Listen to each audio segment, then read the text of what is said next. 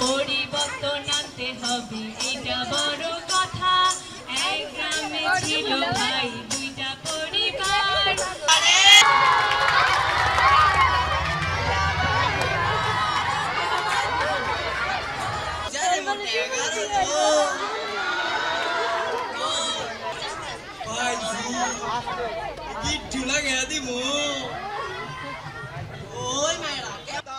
যদি সুন্দর একটা মন পাইতাম।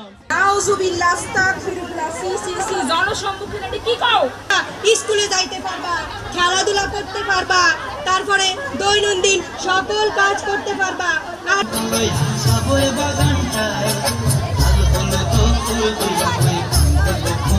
26-এর শুভেচ্ছা জানাচ্ছি। আমাদের ইচ্ছা ছিল ঠিক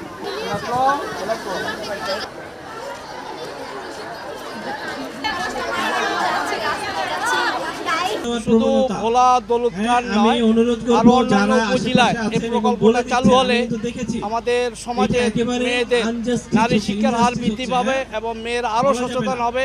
স্কুলের পরিবেশ এবং মা বাবা পিতামাতা যারা সবাই সচেতন হতে হবে এবং বিশেষ করে প্ল্যান ইন্টারন্যাশনাল এবং সাজেদা ফাউন্ডেশনের এই উদ্যোগ, এটা একটা চমৎকার আয়োজন এবং এটা এভাবে ওপেন একটা ডিসকাশনের মধ্য দিয়ে ইতিবাচক একটি প্রভাব পড়বে বলে আমি মনে করি।